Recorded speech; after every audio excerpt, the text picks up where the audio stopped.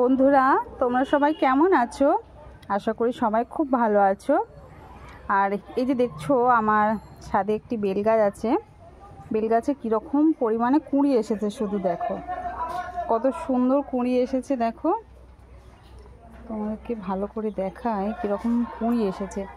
প্রতিটা পাতার ডগায় ডগায় কুঁড়িতে একদম ভর্তি হয়ে এসেছে। তো তোমরাও যদি চাও যে তোমাদেরও ফুল গাছে এরকম প্রচুর পরিমাণে বেল ফুলের কুঁড়ি আসুক, তাহলে দুটো সার অবশ্যই ব্যবহার করবে। সেই দুটো সার হলো, এক গোবর সার আর একটা হচ্ছে নিমখোল। আমি গরমকালে আর কোনো সার দিই না, আমি গরমকালে গোবর সার আর নিমখোলই ব্যবহার করি।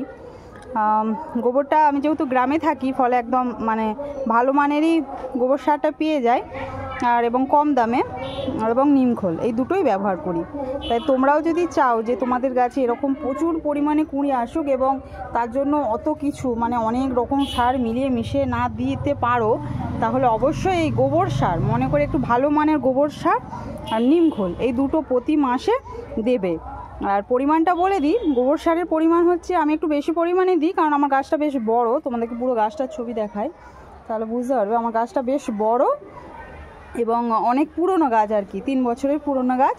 তো আমি ওই 3-4 মুঠো গোবর সার দিই আর তার সাথে ওই 2-3 মুঠো নিমখোল দিই, এবং এটা প্রতি মাসেই দিই। ব্যাস এইটুকুই, এর বেশি আর কিছু করি না। আর আমি এতে কোনো কীটনাশক কিছু প্রয়োগ করতে হয়নি। আমি এই 3 বছর হয়েছে, আমার গাছে কখনো পোকা টোকা কিচ্ছু আসেনি আর আমি কিছু প্রয়োগ করিনি। তোমাদের যদি কোনো সমস্যা হয় তোমরা কীটনাশক প্রয়োগ করতে পারো। এই যে আমার ছোটো মেয়ে দেখতে পাচ্ছ ফুল ছিঁড়ে নিচ্ছে, তাই তোমরাও চাই এত সুন্দর বেল ফুল ফুটুক, তাই তোমরা অবশ্যই গোবর সার আর নিমখোল ব্যবহার করবে। নমস্কার বন্ধুরা।